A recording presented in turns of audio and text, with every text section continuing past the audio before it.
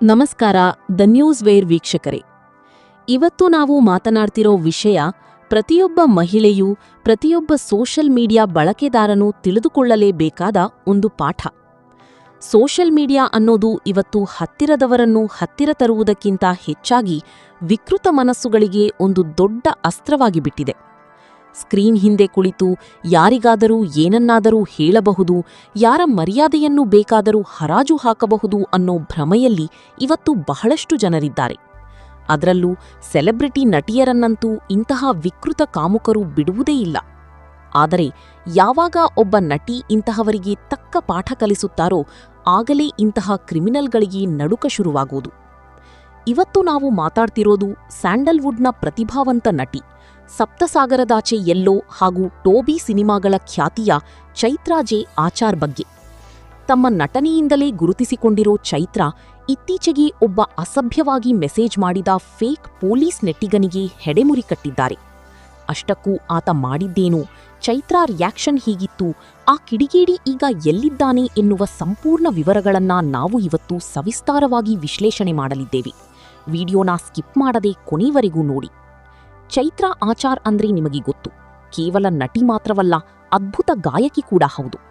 ಸಿನಿಮಾದಲ್ಲಿ ಬಹಳ ಬೋಲ್ಡ್ ಮತ್ತು ಕಂಟೆಂಟ್ ಇರೋ ಪಾತ್ರಗಳನ್ನ ಮಾಡುವ ಚೈತ್ರಾ ನಿಜ ಜೀವನದಲ್ಲೂ ಅಷ್ಟೇ ಖಡಕ್ ಮತ್ತು ಸ್ಟ್ರೇಟ್ ಫಾರ್ವರ್ಡ್ ಅನ್ನೋದನ್ನ ಈಗ ಸಾಬೀತು ಮಾಡಿದ್ದಾರೆ. ಈ ಘಟನೆ ನಡೆದಿದ್ದು ಇನ್ಸ್ಟಾಗ್ರಾಂನಲ್ಲಿ.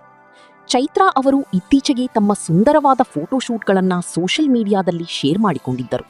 ಯಾವುದೇ ನಟಿಗೆ ಅವರ ಫೋಟೋಗಳ ಕೆಳಗೆ ಒಳ್ಳೆ ಕಮೆಂಟ್ ಬರುವುದು ಸಹಜ, ಅದೇ ರೀತಿ ಕೆಲವೊಮ್ಮೆ ಟ್ರೋಲ್ಗಳು ಬರುವುದು ಸಹಜ.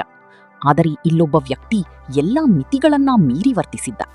ಮಹೇಶ್ ಹೊಸಮನಿ ಎಂಬ ಹೆಸರಿನ ಇನ್ಸ್ಟಾಗ್ರಾಂ ಖಾತೆಯಿಂದ ನಟಿ ಚೈತ್ರಾ ಅವರಿಗೆ ಅತ್ಯಂತ ಅಸಭ್ಯವಾದ, ಅಶ್ಲೀಲತೆಯಿಂದ ಕೂಡಿದ ಮೆಸೇಜ್ಗಳು ಮತ್ತು ಕಮೆಂಟ್ಗಳು ಬರಲು ಶುರುವಾದವು. ಇಲ್ಲಿ ನಾವು ಗಮನಿಸಬೇಕಾದ ಮುಖ್ಯ ಮತ್ತು ಅತ್ಯಂತ ಗಂಭೀರವಾದ ವಿಷಯ ಏನೆಂದರೆ, ಆ ಮಹೇಶ್ ಹೊಸಮನಿ ಎಂಬವನ ಪ್ರೊಫೈಲ್ ಪಿಕ್ಚರ್ನಲ್ಲಿ ಆತ ಪೊಲೀಸ್ ಸಮವಸ್ತ್ರದಲ್ಲಿದ್ದ. ಹೌದು, ಕಾನೂನು ರಕ್ಷಕನ ಉಡುಪು ಧರಿಸಿ ಆತ ಮಾಡಿದ್ದು ಮಾತ್ರ ಕಟುಕನಿಗಿಂತ ಕೀಳಾದ ಕೆಲಸ. ಆತ ಚೈತ್ರಾ ಅವರ ಫೋಟೋಶೂಟ್ಗಳ ಬಗ್ಗೆ ಬಹಳ ಕೆಟ್ಟ ಪದಗಳನ್ನ ಬಳಸಿ ಪ್ರಶ್ನೆ ಮಾಡಿದ್ದ. ಇಷ್ಟೇ ಆಗಿದ್ದರೆ ಬಹುಶಃ ಚೈತ್ರಾ ಇಗ್ನೋರ್ ಮಾಡ್ತಿದ್ರೇನು. ಆದರೆ ಆತ ಇಷ್ಟಕ್ಕೆ ನಿಲ್ಲಸದೆ ಸಂಸ್ಕೃತಿ ಮತ್ತು ಮರ್ಯಾದೆ ಬಗ್ಗೆ ಚೈತ್ರಾ ಅವರಿಗೆ ಕ್ಲಾಸ್ ತಗೊಳ್ಳಕ್ಕೆ ಶುರು ಮಾಡಿದ್ದ. ಸಮಾಜದಲ್ಲಿ ಹೆಣ್ಣು ಮಕ್ಕಳು ಹೇಗೆ ಇರಬೇಕು ಎಂದು ಪಾಠ ಮಾಡುವ ಇಂತಹ ವ್ಯಕ್ತಿಗಳು ತಾವಿಷ್ಟು ಕೀಳಾಗಿ ಯೋಚನೆ ಮಾಡ್ತಾರೆ ಅನ್ನೋದನ್ನ ಮರೆತು ಬಿಡ್ತಾರೆ. ಸಾಮಾನ್ಯವಾಗಿ ಇಂತಹ ಅಸಭ್ಯ ಮೆಸೇಜ್ಗಳು ಬಂದಾಗ ಅನೇಕ ನಟಿಯರು ಅಥವಾ ಸಾಮಾನ್ಯ ಹುಡುಗಿಯರು ಗಲಾಟೆ ಯಾಕಿ ಅಂತ ಡಿಲೀಟ್ ಮಾಡ್ತಾರೆ ಅಥವಾ ಆ ಅಕೌಂಟನ್ನು ಬ್ಲಾಕ್ ಮಾಡಿ ಸುಮ್ಮನಾಗುತ್ತಾರೆ. ಆದ್ರೆ ಚೈತ್ರಾ ಆಚಾರ್ ಆ ಸಾಲಿಗೆ ಸೇರಿದವರಲ್ಲ. ಅವರು ಸುಮ್ಮನೆ ಕೂರಲಿಲ್ಲ. ಆತ ಹಾಕಿದ್ದ ಆ ಎಲ್ಲಾ ಅಸಭ್ಯ ಮೆಸೇಜ್ಗಳ ಸ್ಕ್ರೀನ್ಶಾಟ್ ತೆಗೆದುಕೊಂಡ ಚೈತ್ರಾ ನೇರವಾಗಿ ತಮ್ಮ ಇನ್ಸ್ಟಾಗ್ರಾಂ ಸ್ಟೋರಿಗೆ ಹಾಕಿದರು.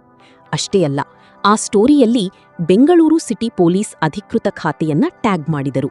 ಗೌರವಾನ್ವಿತ ಬೆಂಗಳೂರು ಸಿಟಿ ಪೊಲೀಸ್ ಅವರೇ, ಹೊಸಮನಿ 53 ಎಂಬುವವ ನಿಮ್ಮ ಡಿಪಾರ್ಟ್ಮೆಂಟ್ ಅನ್ಸುತ್ತೆ. ಅವನು ಕೇಳಿದ ಅಸಭ್ಯ ಪ್ರಶ್ನೆಗೆ ದಯವಿಟ್ಟು ನೀವು ಉತ್ತರ ಕೊಡಬಹುದೇ ಎಂದು ಸಾರ್ವಜನಿಕವಾಗಿ ಕೇಳಿದರು. ನೋಡಿ ವೀಕ್ಷಕರೇ, ಒಬ್ಬ ನಟಿ ಸಾರ್ವಜನಿಕವಾಗಿ ಇಂತಹ ಪ್ರಶ್ನೆ ಕೇಳಿದಾಗ ಇಡೀ ಸೋಷಿಯಲ್ ಮೀಡಿಯಾ ಸ್ತಬ್ಧವಾಯಿತು. ಆ ವ್ಯಕ್ತಿ ಧರಿಸಿದ್ದ ಪೊಲೀಸ್ ಸಮವಸ್ತ್ರ ನಿಜವೇ ಅಥವಾ ಫೇಕ್ ಎಂಬುದು ತನಿಖೆಯ ವಿಷಯವಾಗಿತ್ತು.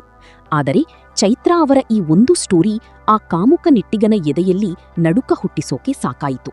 ಪೊಲೀಸರಿಗೆ ಟ್ಯಾಗ್ ಆಗುತ್ತಿದ್ದಂತೆ ಇಡೀ ಸೈಬರ್ ಕ್ರೈಮ್ ವಿಭಾಗ ಅಲರ್ಟ್ ಆಯಿತು. ಯಾಕಂದ್ರೆ ಪೊಲೀಸ್ ಇಲಾಖೆಯ ಹೆಸರನ್ನ ಬಳಸಿ ಒಬ್ಬ ನಟಿಗೆ ಈ ರೀತಿ ಕಿರುಕುಳ ನೀಡುವುದು ಇಡೀ ಇಲಾಖೆಗೆ ತರುವ ಕಳಂಕ ಎಂಬುದು ಎಲ್ಲರಿಗೂ ಗೊತ್ತಿರುವ ವಿಚಾರ.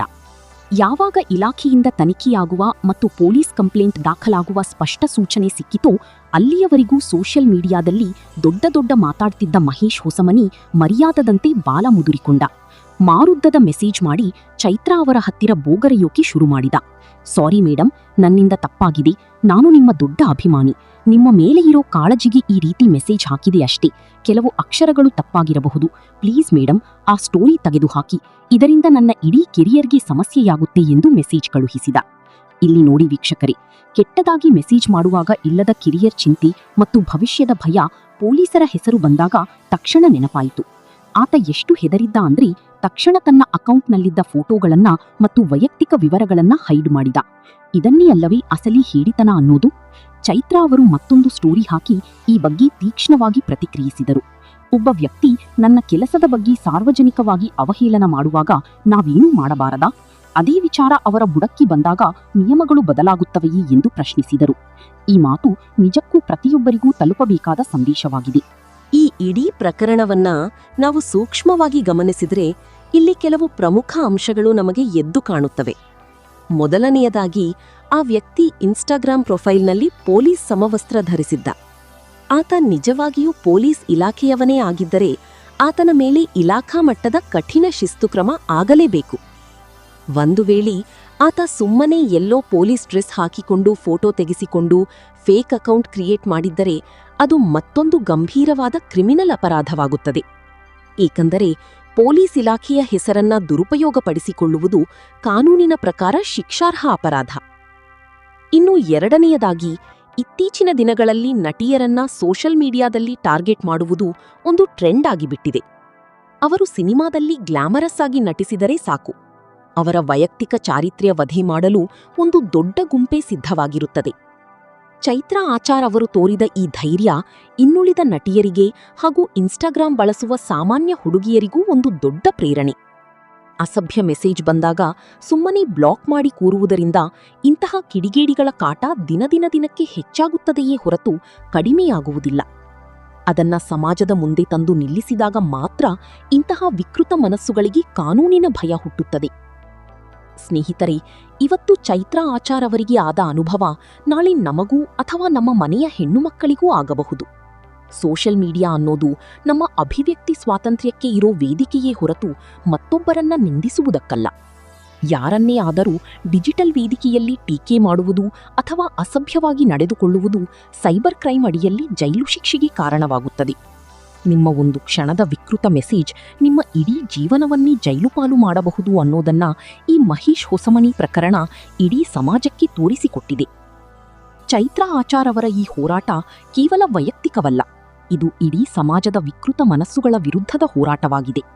ಬೆಂಗಳೂರು ಸಿಟಿ ಪೊಲೀಸರು ಈ ಬಗ್ಗೆ ಖಂಡಿತ ತನಿಖೆ ನಡೆಸಿ ಆತನಿಗೆ ತಕ್ಕ ಶಿಕ್ಷೆ ನೀಡುತ್ತಾರೆ ಎಂಬ ಭರವಸೆ ನಮಗಿದೆ.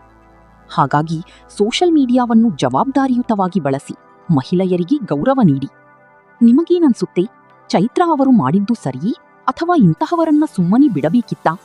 ನಿಮ್ಮ ಅನಿಸಿಕೆಗಳನ್ನ ದಯವಿಟ್ಟು ಕಮೆಂಟ್ ಮಾಡಿ ತಿಳಿಸಿ.